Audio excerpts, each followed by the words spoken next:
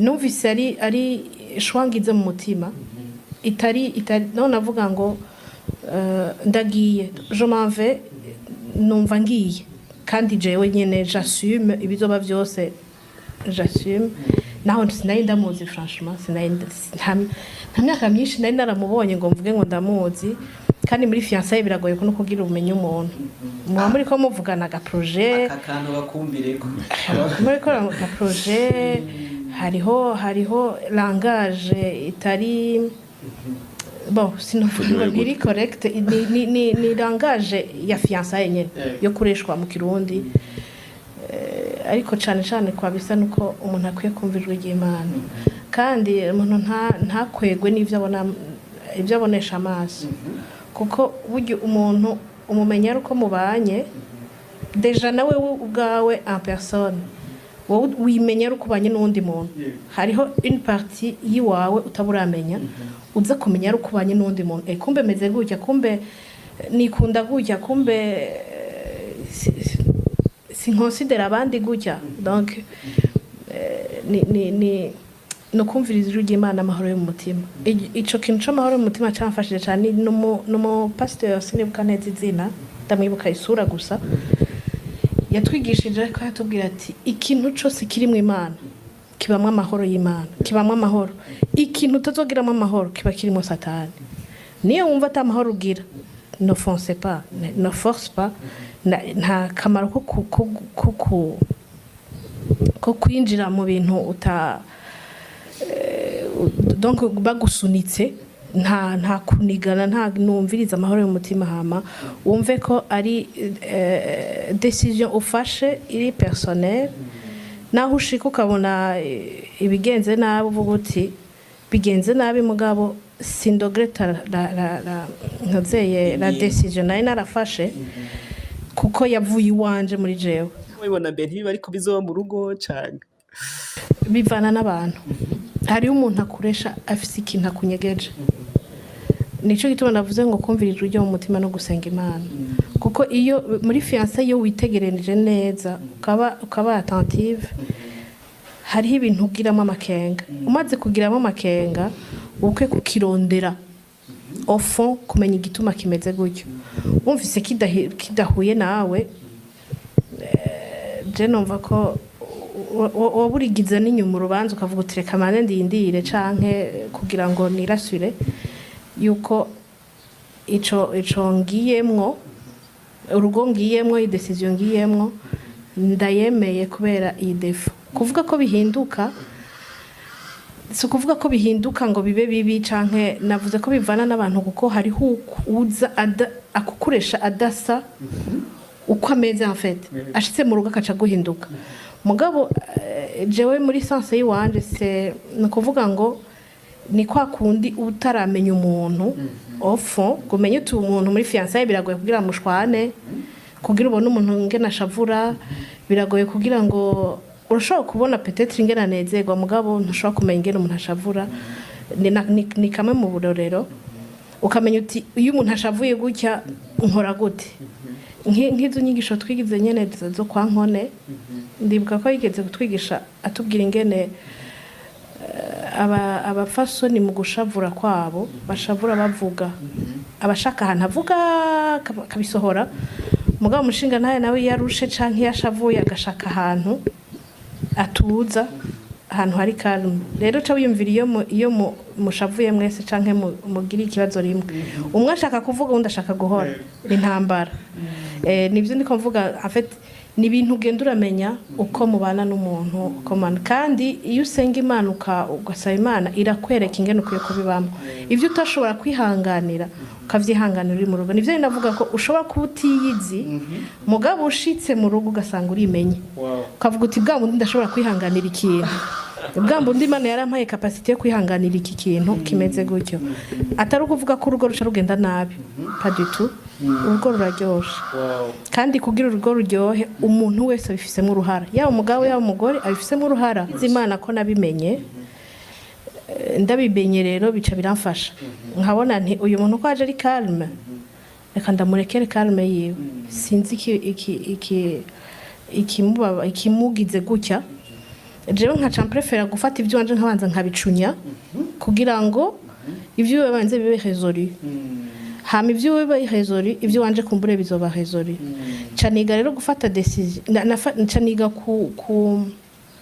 kugerageza gutorera inyishu ibibazo by'iwanje imbere yuko ndabihunda umuntu kugira bitorera inyishu yego abantu benshi bazi ko kuresha ari ukubesha cyangwa kwiha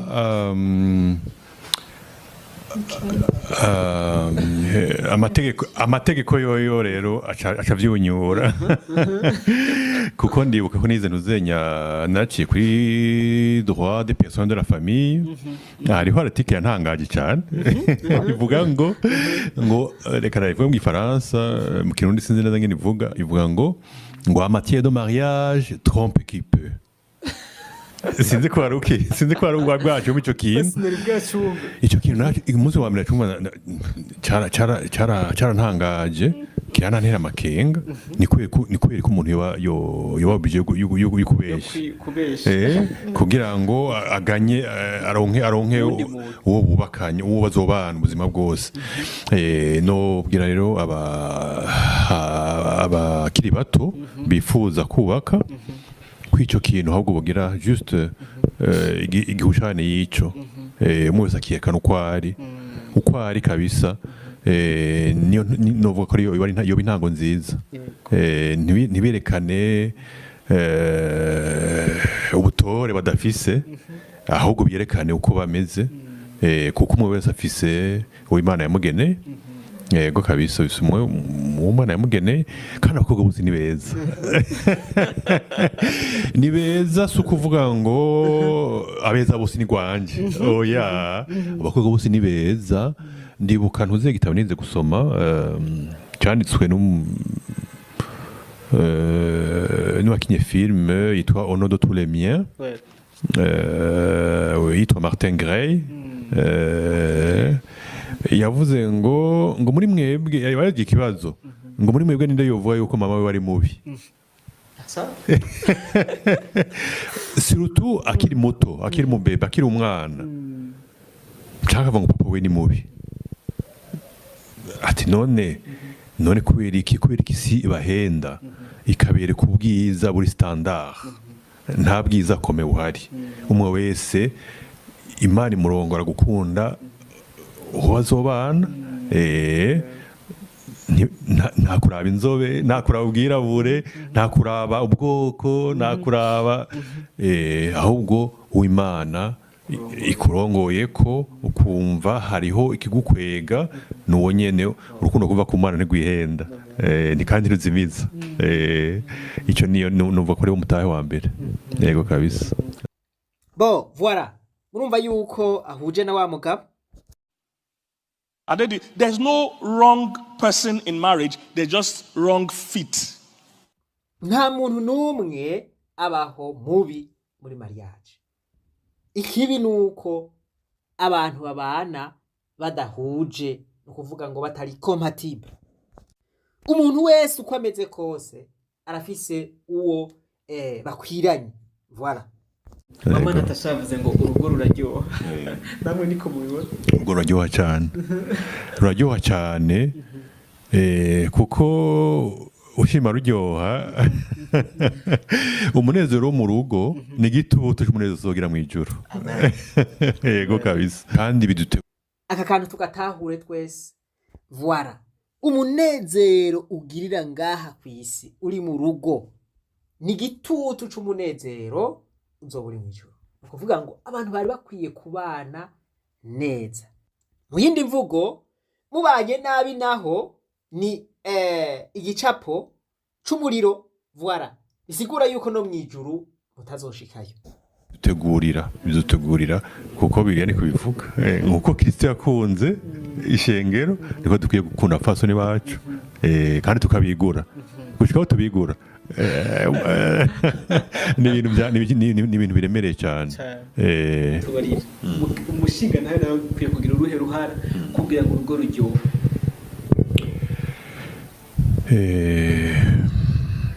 Uruhara runini kugira ngo urugo ruryohe ugerageza gufata akarorero kabo bibiri tubwira ko mu kibano cyane cyane mu bakristo umuntu agenda yumva byinshi ariko kandi amaso arabona iyo ruryoshe biba byiza kuko jewe namye ndi umuntu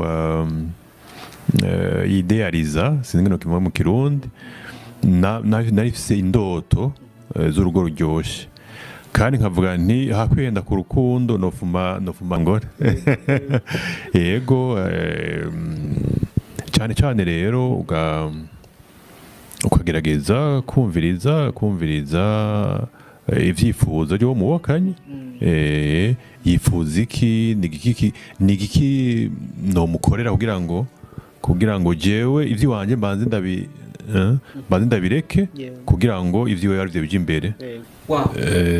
Nasanze ari umufasoni nari mbereye kuko nanjye naramwigiye ko aranyuzuza ahantu hari ibihengeri nabaye umuntu akwiye rero kubera nahuye nawe yego kabisa burya Imana ntiyihenda umuntu yo kwihenda ariko Imana yo ntiyihenda n'ubu nyene amakarite yiwe n'amadefo yiwe naya nyene niyo yarakwiye ko vyuzuzanya n'amakarite yanje n'amadefo yanje amakarite yiwe atuma amadefo yanje abakomble afukwa amakarite yanje nayo gatuma amanuze y'amadefo yiwe abakomble afukwa hama gusa tuba rero ikintu kizima yego kabisa tukamira ivyamwa abatubona yego kandi turizeye mu biremyi wacu ko bizobananya gutya amen cyane rero majambo makeya basubiye bati hitamwo nyene akasi gato turize ibitari bike reka tubandanye. Hari izindi ntahe zishobora kudufasha z'abantu bakomakomeye bagiye baronka babafasha gushika ku bintu bikomeye. Aha turavuga nka ba Martin Luther King, ba Mark Zuckerberg, ba Warren Buffett, ba Simone de Beauvoir na ba Jean Paul Sartre. Eka turaca mu bisata bitandukanye ivya politike, ivy'ubutunzi, ivy'ubuhinga. Twizera yuko izo ntahe zitaza kuba ari nke kugira ngo umuntu ashobore kwiga bihagije. Martin Luther King Jr. numwe mu bantu baharaniye agateka k'abirabure muri Amerika. Yari umupasiteri mu ishengero ry'ababatiste. Yari afise intumbero, yari afise iyerekwa ry'uko abirabure baba muri Amerika bategerezwa gufatwa co kimwe n'abazungu. Iryo niryo yerekwa yari afise. Mwibuke avuga ngo I have a dream. I have a dream.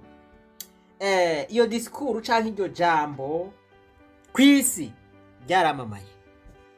Martin Luther King rero mw'ivyo bihe nk'uko yarageze mu bigero, ari umusore ariko arakora ivyo bintu, umusore w'umupasiteri, yari akeneye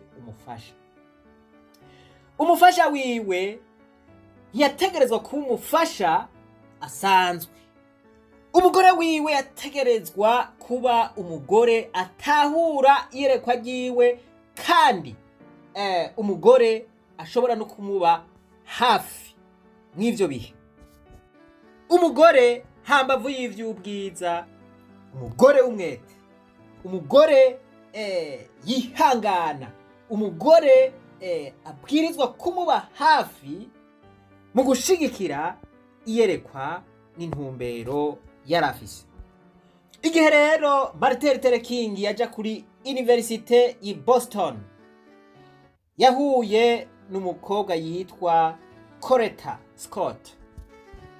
Umukobwa yava hitwa Alabama yiga mu gisata c'umuziki. Ngo Martin Luther King rero ntiyakwezwe cane n'ubwiza bwa koreta gusa, ariko ngo yakwezwe ahanini n'ubwenge, n'ukwigirira icizere, n'ukwiyemeza na determination yari afise. Uwo mukobwa ngo yari asanzwe afise vision yiwe, intumbero y'ivyo yipfuza gushikako. Ngo yari afise impano zitandukanye kandi ngo yari yifitiye icizere. Koreta ngo yari ashigikiye, yumva kunze ukuntu Martin Luther King ariko ararondera ubutungane bw'abirabure, ngo yarakunze ukuntu ariko araharanira agateka kabo. Urukundo rwabo rwaranzwe no kubahana. Ngo baragira amadeba ku vyiyumviro bimwe n'ibindi, hanyuma ngo bakabwirana ivy'indoto bafise. Ngo bose babona kumwe ko agateka k'abirabure gahonyangwa buri munsi ko hagarara. Martin Luther King rero ngo yagomba umugore batahura kumwe ibintu, kandi umugore yomuba hafi, umugore amuchallenginga mw'ivyo bikorwa yariko arakora. Koreta rero nawe atangura guharanira aho gateka kabirabure, akajana na Martin Luther King, akavuga ku mugaragaro, agashigikira canke agashimangira ivyiyumviro vy'umugabo wiwe, cane mu bihe bitoroshe. Ubona ko Martin Luther King yama yapfunzwe. Mu 1953 niho bagira ubukwe. Abahinga bavuga bati ntibahujwe n'urukundo gusa, ahubwo imitima yabo yari ihuriye ku kintu kimwe. Bose bumvikana kumwe kwiyerekwa rinini Martin Luther King yari afise. Mu Congereza bavuga ngo it was the partnership of mind and spirit. Ubwenge Koreta yari afise, umwete, ukuba hafi Martin Luther King mu bihe bitoroshe. Ivyo ngo vyatumye Martin Luther King agenda atera imbere ku munsi mu bikorwa yarimo. Martin Luther King yarashitse naho aronka agashimwe mpuzamakungu kitiriwe Nobel. Barakunze kuvuga ngo inyuma y'umugabo wese akomeye haba hariho umugore adasanzwe. Nguku uko abantu bari bakwiye kwiyumvira kurondera abafasha. Umufasha aza aje gufasha igikorwa umugabo yahamagariwe.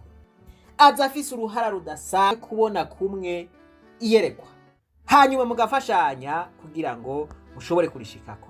Martin Luther King na Koreta botubera akarorero. Nimba uriko uraresha canke ucagura canke uza waracaguye, mbega uwo muri kumwe canke uri kuraresha ubona musangiye iyerekwa muritahura kumwe? Ngiki ikibazo wokwibaza ukishura. Mukaba mudasangiye iyerekwa, mukaba mudatahura kumwe iyerekwa, ntimubane. Niyo mwabana muzoba mu bibazo. Reka tuvuge ku rukundo rwa John Adams na Abigail Adams. Mvuze Abigail Adams ni izina ry'umugabo wiwe. John Adams yabaye umuperezida agira kabiri wa Leta Zunze Ubumwe za Amerika. Abigail nawe yari umugore wiwe. Muti bahuriye he? Bahuriye ahitwa Massachusetts. Ngo hari mu myaka 1760. John rero yari umusore aciye ubwenge, yari afise n'umwete mwinshi, ariko arabona ikintu kidasanzwe muri Abigail. Abigail ngo ntiyari mwiza gusa, ahubwo ngo yari afise n'ivyiyumviro bidasanzwe, ngo yari aciye ubwenge, ngo yari afise n'umwete mwinshi. Hanyuma akaganira na John kuvyerekeye igihugu. Ngo urukundo rwabo rwatanguye baza barandikiranira amakete. Ngo amakete yabo wera makete y'amadeba, mana yanje. Wera makete ngo yugutwenga canke amakete humoristique. Ibintu vyose urumva babiteramwo inkuru ugasanga vyaryoshe. John niko gukunda ukuntu Abigail abona ivya politiki. Ngo yarakunda filozofi yiwe, ingene yiyumvira ibintu, voilà, and social issues. Ngo yarakunda ukuntu yamuha impanuro kuvyerekeye ibintu bikomeye bijanye n'igihugu. Abigail ngo yarubaha kandi yarakunda vision ya mugenzi wiwe John. Ariko rero yaramupompa ibibazo byo kumuchallenginga kugira ngo aronke umuco ukwiye kuvyerekeye iryo yerekwa. Si ivyo gusa, ahubwo ngo yaramukosora no kumukosora mu gihe agiye kugira ibitari vyo. Ngo mu mwaka w'igihumbi kimwe n'amajana 764 niho bubaka urwabo. Urwo rugo rwabo ngo ntigwari rwubakiye ku rukundo gusa, ahubwo rwari rwubakiye cyane cyane kwiyerekwa, kugutahura kumwe ibijanye n'intumbero y'ubuzima bwabo. Ngo mu gihe John yari kure guharanira independence hariya i Philadelphia, murumva yuko yari leta ya kabiri, ngo Abigail nawe ngo yasigaye arakora ivy'imuhira, akurikirana ivy'amatungo bari bafise, imirima, akurikirana abana n'ibindi. Ariko ngo naho yakora ivyo, ngo yaguma amuhanura, ngo yaguma amuha ivyiyumviro, yaguma akurikiranira hagufi ivyo akora. Mu Congereza bavuga ngo, reka ndakavuge mu Congereza niho karyoshe kabisa, aravuga ngo their correspondence shows a deep intellectual and emotional bond. Abigail was his confident, moral compass and trusted advisor. Ukuvuga ngo John yafata Abigail nk'umuhanuzi, voilà, umuhanuzi w'umwizigirwa, voilà, nta kintu yakora batabanje kukivuganako. Kubera iki? Abigail yaraciye ubwenge. Ngo igihe yari mu rugo rugamba rwa politike, bariko barandika amategeko n'ibindi, nagakuru kugutwenza nyene, baravuga yuko Abigail yarondeye John, aramubwira ati John, wibuke abakenyezi. Ico gihe bariko barandika amategeko ya leta zunze ubumwe za Amerika, voilà, nka constitution, voilà, ibwirizwa shingiro n'ayandi mategeko. Murumva yuko atari umuhanuzi gusa, ahubwo yari asanzwe ari n'umu activist, yaharanira agateka kabigeme, agateka k'abakenyezi, voilà. Aha hantu rero murumva yuko ari hahandi Bibiliya ivuga ngo umugore w'ubwenge ninde yomuronka. John aronka umugore w'ubwenge. Uriko urakora iki? Wahamagariwe iki? Urakeneye umugore w'ubwenge, urakeneye umuhanuzi, urakeneye umuntu azarakubwira ati aha ubwiye uko utariko, aha uranyereye, subira mu nzira, voilà, umuntu azaragupompa ibibazo bikomeye, aguchallenginga, voilà, apana muntu nyene wo ngaho atazi n'ivyo uri kurakora, atigera kubaza ati mbega ibi bintu biko biragenda gute, voilà. Nukuvuga ngo umugabo afise umugore nguyu, gutera imbere sivyo kwirigura baza, gutera imbere n'itegeko. Uwo muntu uri kurarondera, uwo muntu muri kumwe, arashigikiye iyerekwa ryawe, urabona ko arikunda, mbega ariteguye gutanga uruhara rwiwe? Ndacaza aho, ibaze wongere wiyishure. Muhava mwiyumvira yuko ndiko mvuga mu bya politike gusa? Oya, ndaje tuje mu rudandazwa, tuje muri business, tuje muri science, tuje mu burimyi n'ubworozi. Voilà, reka tuje kwa Pierre na Marie Kare. Aha tugiye muri science. Bantu b'Imana, reka mbanze mvuge kano kantu karahambaye. Nta kintu kiryoshe mu buzima nko kubana n'umuntu mukundanye kandi musangiye iyerekwa, kandi mushigikiranye mu ntumbero y'umuhamagaro mufise. Nimba hari ibintu biryoshe ku isi n'ibi bintu. Aha twinjiye mu rukundo na siyansi. Mary canke Maria, irindi zina yitwa Sakrodowoska, yahavuye yitwa Marie Curie. Ngo yaba mu gihugu ca Poland, aja kwiga i Paris mu Bufaransa, agiye kwiga amashure ya kaminuza. W'ico gihe nta bakobwa benshi bashobora kwiga amashure maremare, ariko ngo Marie Curie yari afise umwete mwinshi kandi ngo yari aciye ubwenge. Niko guhura na Pierre Curie, uwo nawe ngo yari asanzwe ari umufizisiye canke uwo bita physicist.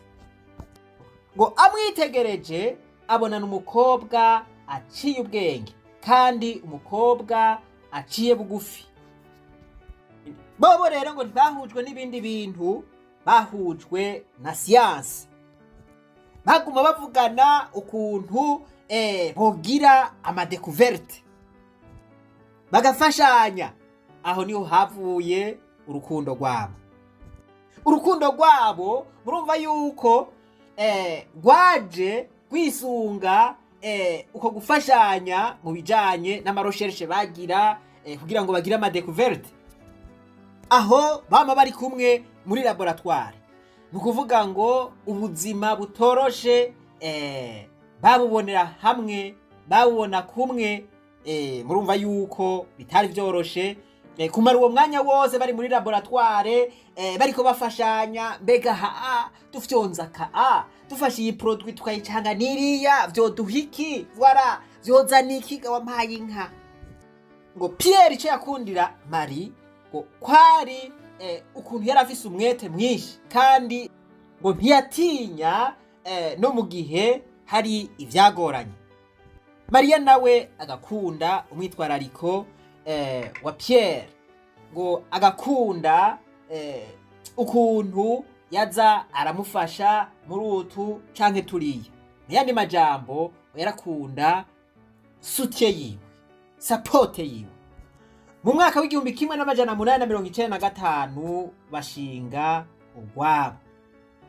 Voilà, nk'urwo rukundo rwabo no gufashanya bahavuye batora ico bita polonium na radium. Ibintu ngo vy'ama radioactivite canke ibintu vy'imishwarara vyo muri radiographie n'ibindi abaganga muca muvyumva canke aba homme de science muca muvyumva. Ngo iyo mishwarara yarababaza gose, ngo ariko ngo bagumizako, barihangana, bakaguma bafashanya mw'ivyo bihe bitoroshe. Muri iyo struggle bashika ku kintu gikomeye co gushira habona iyo polonium na radium. Mbega ibi vyotwigisha iki? Nukuvuga ngo iyo abantu basangiye iyerekwa, iyo batawura ibintu kumwe, naho haza ingorane zingana gute canke naho baca muri struggle, barafashanya gushika ivyo bihe bitoroshe babivuyemwo, bagasohoka ari intwari. Urugo rwabo rero murumva yuko rutari ruhagaze ku rukundo gusa, ahubwo rwari ruhagaze no ku bindi bikorwa bari basangiye ibikorwa bafashanyamo. Mwiyumvira abantu nk'aba rero bibereye muri laboratoire bariko baraganira ivyabo, voilà, abantu nk'aba bo kwankana gutega abantu b'Imana. Nico gituma ntukeneye umugore, oya, ukeneye umufasha. Aha tugiye muri business, voilà, tugomba turabire hamwe uko Bill Gates na Melinda Gates bahuye. Mbega bahujwe n'iki? Aka kantu kandi ni keza, je kararyohera. Aka kantu kuko yurongo y'umugore mu vyumva kumwe, umugore aca afata izina ryabo, voilà, Bill na Melinda, voilà, mu nyuma Melinda yaciye yitwa Melinda Gates, voilà, izina ry'umugabo wiwe Bill Gates. Aha tugiye muri love and business, voilà, tugomba tuvuga urukundo n'urudandazwa canke na business. Bill Gates nk'umu co-fondateur wa Microsoft, iyo bita Microsoft, yahuye na Melinda French mu 1987. Melinda Gates ico gihe yitwa Melinda French. Melinda rero yaje gukora muri Microsoft nk'uwo bita product manager. Yari umu manager, murumva yuko yari umushefu. Ariko ngo Bill akabona ingene akora akazi, mana yanje, akabona ingene ashoboye akazi, akabona ubwenge bwiwe, oh la la la la, akabona la clarité de la vision, akabona uwo muntu adasanzwe, akabona atari umukorege gusa, ahubwo akamubonamwo umuntu amuchallenginga, umuntu amuha ivyiyumviro, akavuga ati Lorsque tu parles avec cette fille pendant 2 minutes, qu'est-ce qui sort de la bouche de cette fille? Une personne qui est capable de t'amener à accomplir des choses. C'est une personne aussi dont la bouche révèle les choses cachées glorieuses. Elle passe avec toi 3 minutes. Dans 3 minutes, monsieur, la tête commence à bouger. Dans 3 minutes, tu as la solution à... ati uwo mukobwa muganira, reka kantu mbanze ndagacishemo, ati muriko muraganira mu kanwa kiwe hava yiki, voilà, ati umuntu azogushikana kure, umuntu azogushigikira mu ndoto zawe, indoto zikaba impamo, n'umuntu ariko aravuga, wewe muri wewe uza wumva umutwe uri kuranyiganyiga, akubwira ibintu uragira uti mana yanje, urambaze,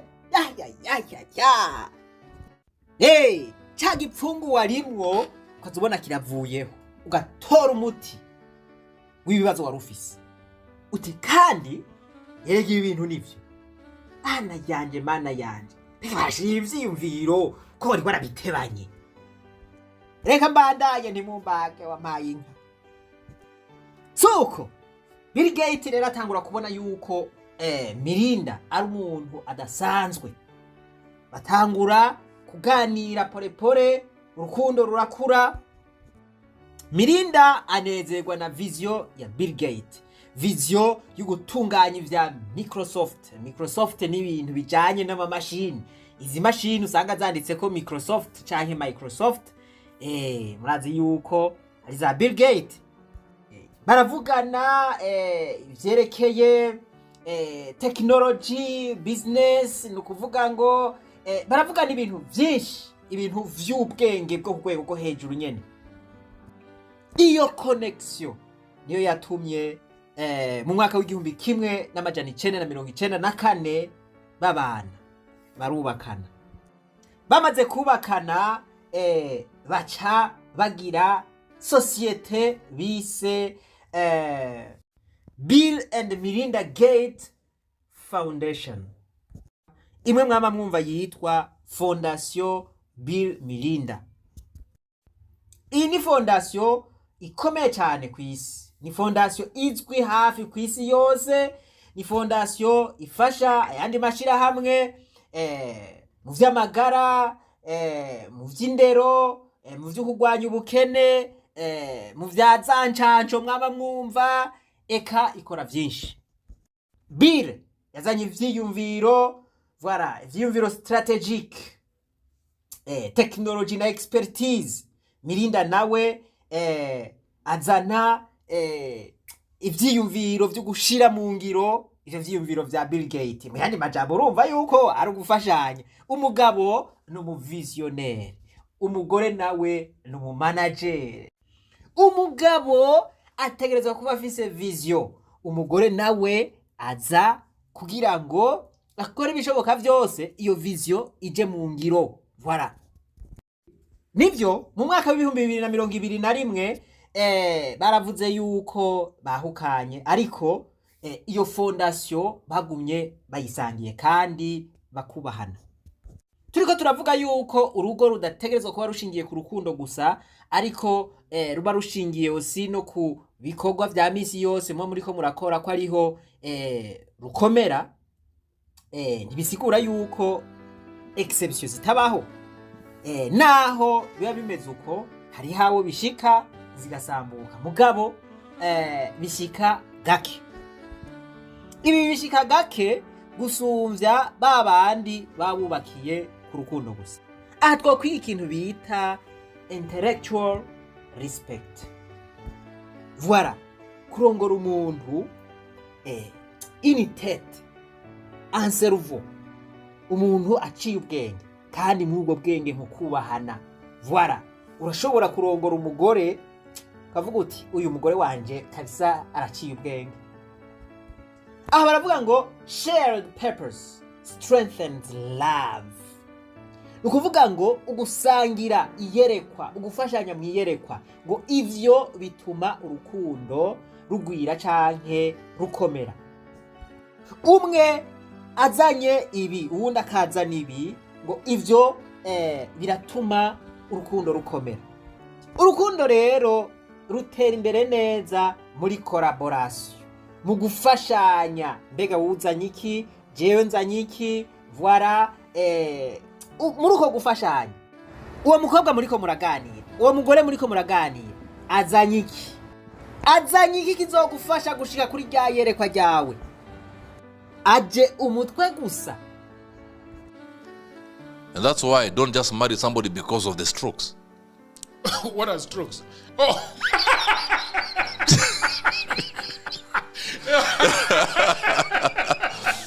Abatipe mwibaza ko batwenze iki? Voilà, baratwenze n'ivyo munda murabibona. Nuko avuze ngo don't bring the woman for his strokes, for her strokes. Kuvuga ngo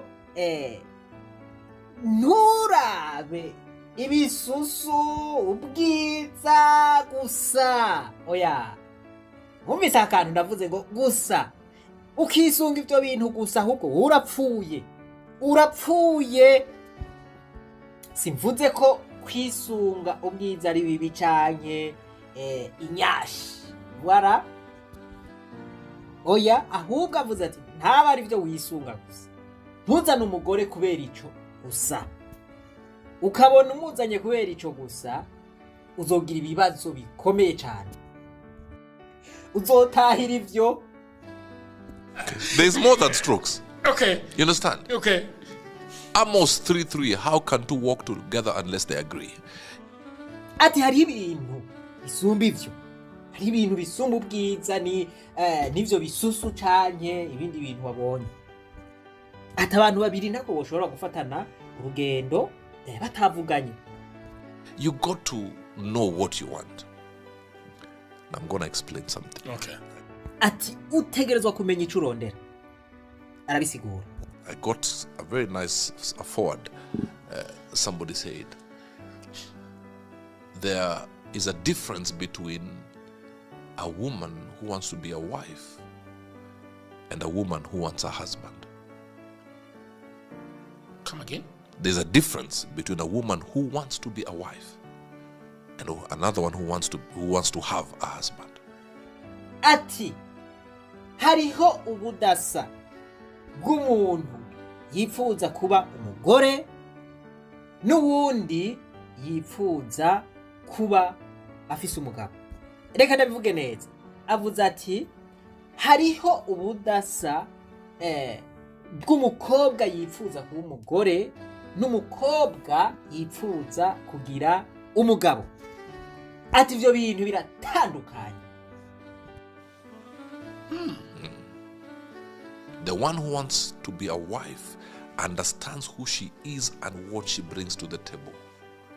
Umviriza muta.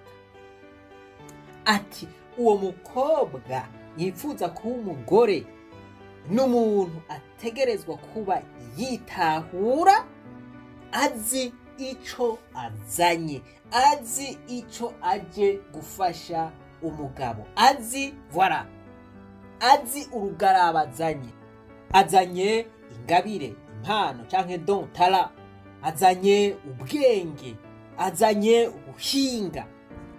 The one who wants a husband may not know who she is, but has a 10-point list of the kind of man she wants. Ati uwo yigombera umugabo ntaba aritahura, ati akenshi abafise liste y'abagabo yipfuza. Okay, nipfuza umugabo ameze uku kuriya na kuriya, voilà. The opposite is true. There are some men who want to be husbands and others who just want a wife. No kurundi ruhande nyene nuko hariho abagabo bagomba abagore n'abandi bagomba kuba abantu b'abagabo baserugo. If you want to be a wife, may you meet a man who wants to be a husband. Ukabura umugabo yipfuza kuba serugo, umugabo agomba umugore vy'ukuri. Imana igufashe uhure n'umukobwa yipfuza kuba umugore, apana ugomba kugira umugabo. Several times, Yes. the women have been frustrated by this question. What do you bring to the table? And you've talked about the table. Some women say, I just want to bring table manners. Mandazi. Si enda kwa hoteli basi. Chill. So, really chill, wada. Chani kunywa maji basi. You know you're the first time there. Okay. So, if you are talking to a young woman, Right. 24 years old, 24 is the right age. Below 24, you're not mature enough to get yes, yes, and she's asking Burale, Pastor, what as a woman should I bring to the table so that I start working on it? First, How do you I'll respond? tell Ati ikibazo kirakomeye cyane kandi cyama cagoye abagore batari bake. Abagore bariyumvira bati mbega n'igiki jewe notwara kugira ngo gifashe. Ico kintu coba igiki kugira ngo ntangure kugikorerako. How do you I'll respond? tell you what not to bring first. Okay. Your hips, lips, and fingertips. Your hips, Lips lips, and fingertips. and fingertips. Don't bring those ones first. Ati ubwa mbere reka ndakubwire icyo akwiye kunzana. Ntazane ibisusu, ntazane ivy'inzara, ntazane ivyo gusiga iminwa. Bring a woman of prayer. A woman of solid foundation. A woman who has an identity, who knows who she is in Christ. If you bring your hips after some time, your bones will not be strong enough to go to the gym to put them nice. What else is left? Beauty is fleeting. Just like men, you'll come with your six-pack after some time. Have you seen those men who've gone to the gym for so long, then when they got old, they start walking like this? It's like a lorry without a center bolt. But what do you There's bring? a lorry without a center bolt that does that. You know, it's thinking it's coming straight, but when you see it coming, Yeah. yeah. Abagabo barasara. Bo, murumvise ibyo adategerezwa kuzana, ahubwo ati umugore w'umusenzi. Umugore afise urufatiro mu ijambo ry'Imana, afise strong foundation. Umugore yitahuye muri Kristo. Hey, aha kantu ko kwitahura rero umugore yitahuye muri Kristo, umugore yiyizi, umugore azi ubushobozi afise, umugore azi voilà la force yiwe. Urumva ko tuguma tugaruka hahandi kwitahura. Aka kantu rero karagoye abatari bake, abenshi karabagoye. Mwibuke vya bice 55 vy'abantu bataritahura. Iyo rero utaritahura uzana zanzara, uje gusiga ya minwa, uzanye ibisusu gusa. So bring something inward. That's why in the More Than a Rose conference, we're talking about you are more than your outward. Zana ibiri ndani muri wewe, kuko ibiri ndani muri wewe bisumba ivyo tubona inyuma. Be a woman of prayer, be a woman of endurance, be a woman of revelation, and then get healing. Umugore w'umusenzi, umugore w'umwete, umugore akize, umugore yihangana, umugore adaheba, umuntu afise umwete nk'umusatsi. And then now you can go out there and become who you're supposed to become. There's a woman called Deborah in the Bible. She was a judge, she was a prophetess, and she was a wife. And she knew, when I go home, I am not the judge, I am the wife. Umaze kuba uwo, ugenda ukaba ico waremewe kuba. Ukuvuga ngo wamaze kwiyubaka. Atanga karoro k'umugore akomeye wo muri Bibiliya, Deborah yari umucamanza, akaba umuvugishwa, akongera akaba n'umugore. Atashe yamenya yuko agiye mu rugo, yabagiye guca imanza. Not the prophetess, I am the wife. Women also must understand that. So should men. I'm a pastor. When I go home, I will be a husband, doing what I have to do, offering guidance, spiritual guidance, and then also giving the physical needs of my wife. I will not say, today the Spirit is telling me not to sleep with you. No. Uri umupasiteri cyangwa uri umuvugisha, utashe umenya yuko ugiye mu rugo, ugakora ivyo utegerezwa gukora mu rugo. Ushobora kuvuga ngo je ndi mu mpemu, oya, ngo sinshobora kuryamana nawe, oya, ivyo ntibishoboka. Nibanga wahamagariwe utegerezwa kuzuza. So even if you're a CEO, even as a woman, when you leave your office, when you enter the house, you're a wife.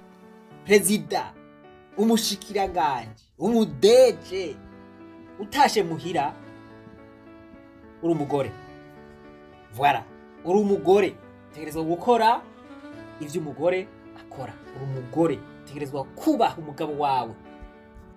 As a man, yes, your secretary is at your beck and call, but also treat your wife with honor when you go home. What does treating your wife with honor mean? And what does showing up in the house and being a wife means? Because I think that's what my audience would be asking. Number one, what does it mean? The Bible says a foolish woman brings down her own house. The warmth of the house is the responsibility of the woman. The conduciveness of the house. When you see somebody going to, you visit your friends and there is dinner, there is the warmth, the house is clean. They never say the man, even if the man may be cleaned that morning. It's man, your wife knows how to take care of the home. The woman is the peace of the home, by the way. And I'm not saying peace does not mean she cannot complain. No, it's the overall foundation of the home. Mbega umugore yategerezwa gukora iki muhira cyangwa mu rugo? Umugabo we wategerezwa gukora iki mu rugo? Umugore ategerezwa gukurikirana ivyo mu rugo.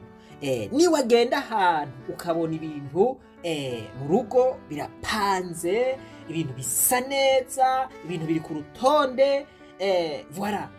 Akenshi babona umugore ko ariwe yabikoze. Baravuga bati, man, umugore wawe arazi gukora ibintu neza, arazi gukurikirana urugo neza. Umugore afise uruhara runini cyane mu rugo. the grace of the woman is released to the home. You may go to somebody's house, the man may be happy, but a woman is just crossing, clicking and doing nothing. You don't want to leave. Ushobora kuja ahantu ugiye kuramutsa umugenzi ukabona umugore wiwe aguma amucako voilà ahuca ugira uti ibintu ntibitomoye kabisa ca wigira. You understand? But you may go somewhere and a man says, I'm going upstairs to rest. It is still okay. But when a woman does not give that energy, the place dies. Ushobora kuja ahantu umugabo akavuga ati jewe ndarushe reka nje kuruhuka gatoya voilà ikiganiro kikabandanya ni ukuvuga ngo ibintu bikaguma bimeze neza kubera umugore azi icyajejwe. Ariko mu gihe bitandukanye n'ivyo ikibanza urugo ruba rwapfuye. Ask men who were married and they divorced. The first 1 month, their house is like a cold storage. Cold storage? It's like a mortuary. Yes. Urabaza abagabo bagize divorce.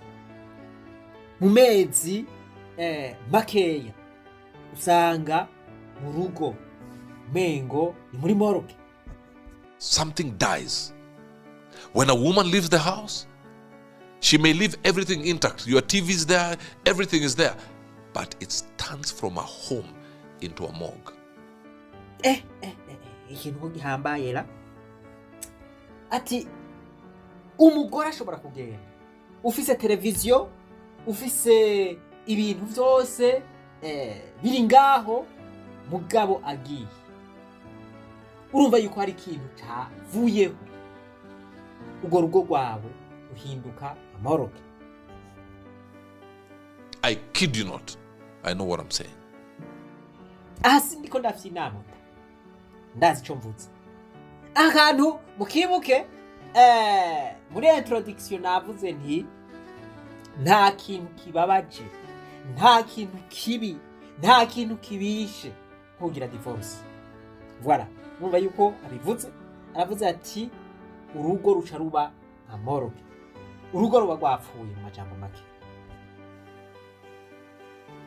When they leave. Yeah. So a woman takes care of the home. Umugore niwe ategerezwa kwitwararika ivy'urugo. Umugore niwe agira urugo rufise ubuzima. A man anchors the home in security. And that is why I've said this time without number. When there's a movement at 3 o'clock in the morning, it's the man who goes to check. Who is there? Umugabo ari ngaho kugira ngo yasire security mu muryango. Voilà. Isaha 10 hagize akantu gaca ku muryango. Aravyuka. Uvuga ati iyo nibiki ninde ari ngaho. Who is there? Yeah. Of course inside you are shaking. But mwanaume lazima atoe sauti. Naho biba biteye ubwoba uriko uradedemezwa. Voilà, uravuga uti iyo nibiki ngaho. And then it's your wife behind you and the children behind the wife. You are the protector. Umugore akaca inyuma yawe, abana inyuma y'umugore. Voilà. Ukingira umuryango. You are the protector. Then you discover it was a cat. Then you now confidence. If it was a thief, I would have killed him. Aho rero ugaca usanga nakayabo kari gaciye ku muryango canke n'imbeba yariciye ku muryango. Ugaca uvuga uti yo yabari umusuma banamugiriye akantu basi. Banamukuye ukitsosi jewe. And then you tell God, thank you for covering my nakedness. Do you understand? Yeah. Aho rero ugaca utangura gusengera imbere uti mana yanje ahubwo urakoze. Urakoze ndarurenganye ndarusimbye. Mugabo kameme ntibabibone bo bakabona iyo ndamufata nari kumwereka jewe mugaye indani muri wewe uri kuragira uti ana yanje yakabara umusuma nari kubigenza gute. So I would want to see Deborahs, all right, where powerful women still know how to be wives. But these days, those powerful women, do you know what they say? That if you can't, if you don't have the money, then why do I need you? Well, and that's why we need to be talking. You said the voices are not there. And sadly, also in the media houses, they don't give the voices of reason opportunities. Fati akarorero kuri abo ba Deborah. Voilà, bari abagore ubushobozi, bari abagore b'inguvu. Umenyesha amakuru aramubajije ati none kubera iki ubu atamwe n'abo bagore tubona voilà ubu abagore bu bavuga bati udafise amahera bon genda hariya. Umutumira ati nico gituma dukwiye ibi bintu kubihagararako cane tukaza turabivuga voilà tukaza turerekana hanze bikwiye. Reka ubu naho turabire hamwe urukundo rwa Mark Zuckerberg na Priscilla Chan. Voilà, Mark Zuckerberg ni umu CEO canke umuyobozi wa Facebook, WhatsApp na Instagram. Voilà, Mark Zuckerberg incabwenge ihambaye mu vyerekeye computer canke ubuhinga bujanye n'amamashini. Bahuriye he na Priscilla Chan? Bahuriye muri kaminuza y'i Harvard. Priscilla Chan nawe yiga mu gisata ca biology, ari umukobwa aciye ubwenge. Aho hari mu mwaka w'2003. Ikintu catumye batangura kwegerana byari biganiro bijanye n'ubwenge. Voilà, hari umuntu ushobora kuganira ukumva muri ko muganira ibintu by'ubwenge bwo hejuru. Ivyo rero bakabivugana batwenga banezerewe.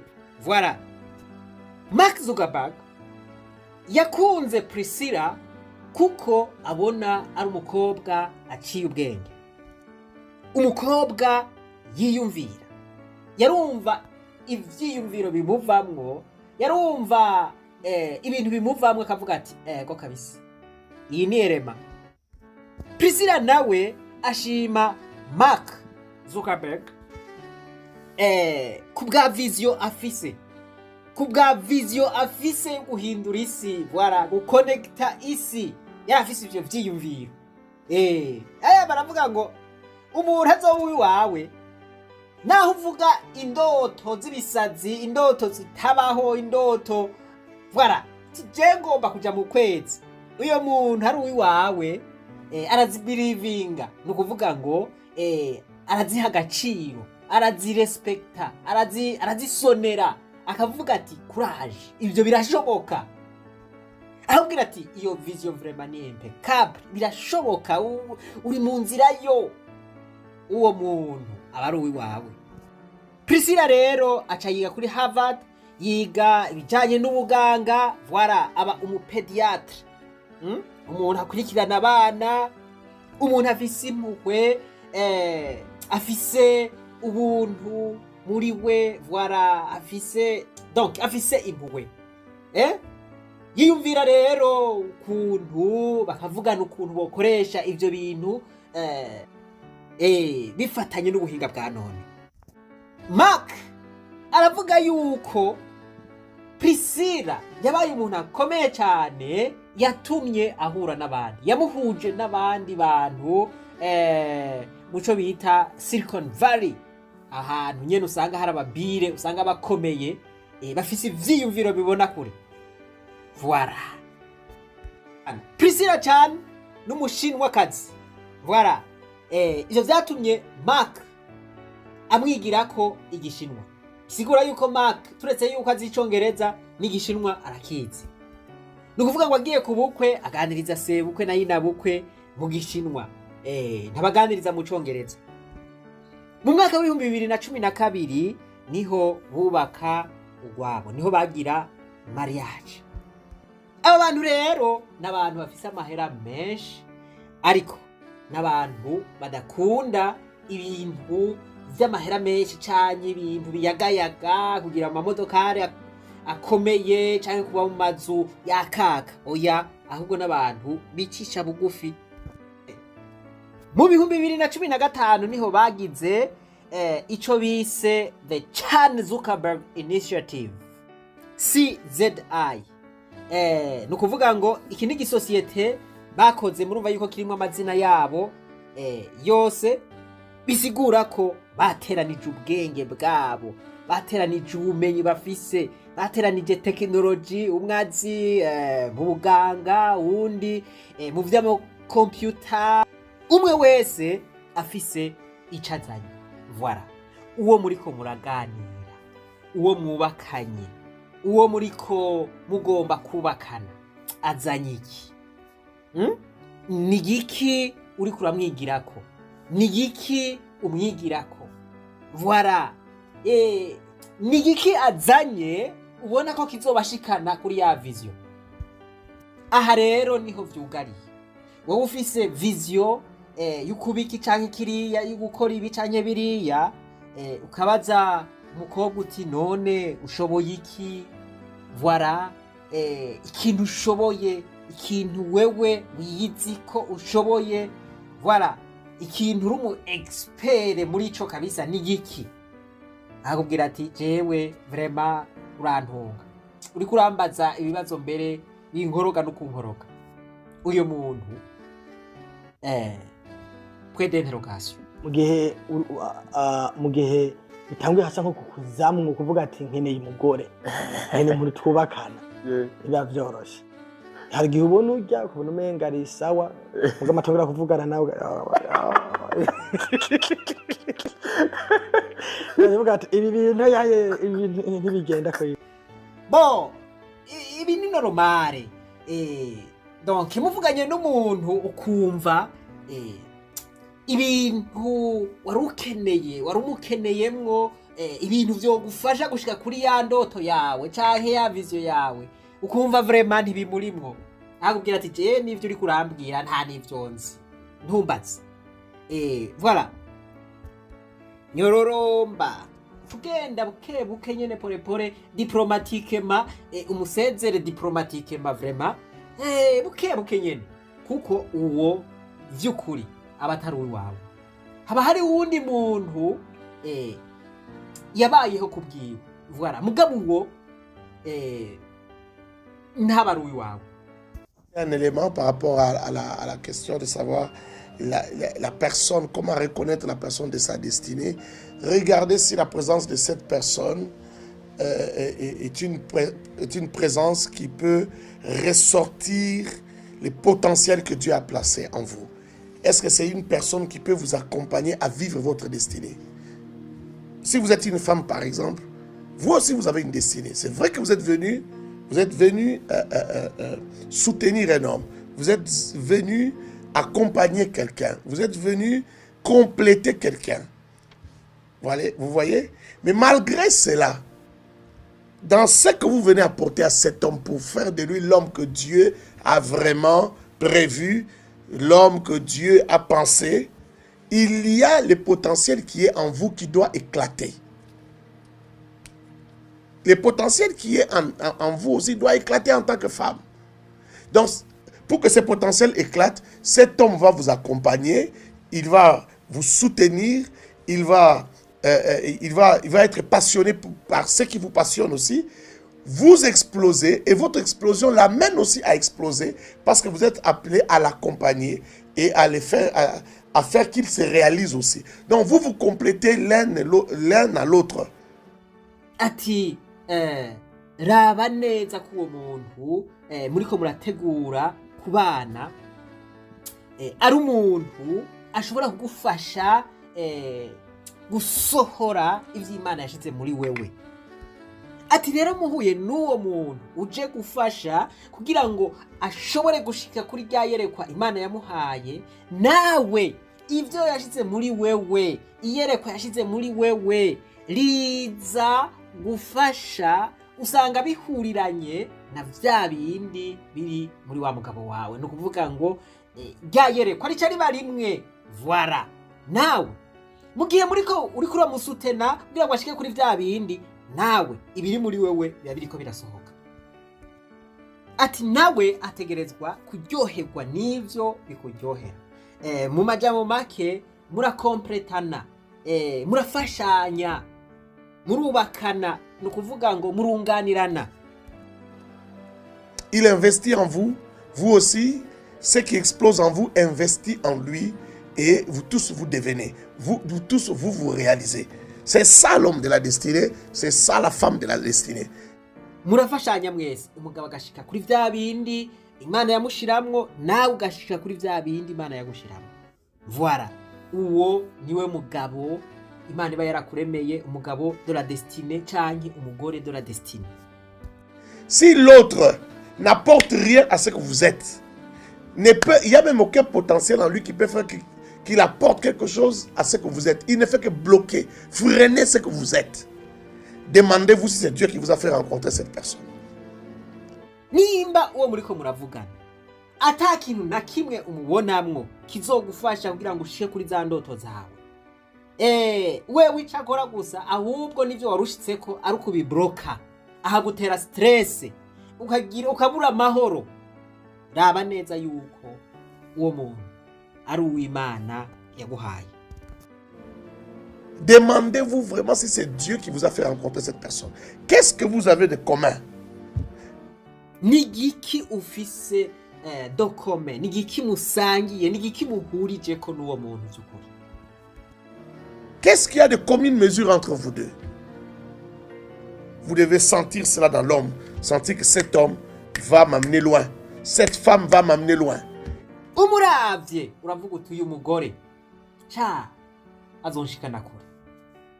Umugore niwe akavuga ati uyu mugabo ndabona yuko nitwaba turi kumwe ivy'Imana yashizemwo bizogaragara, bizoja habona, bizotera imbere. Il y a des femmes, tu l'épouses, ta maison sera plus sale que la maison de ta maman.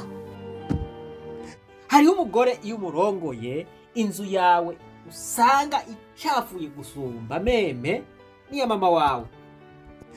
Ta maison va sentir le pipi, alors que la maison de ta maman est propre.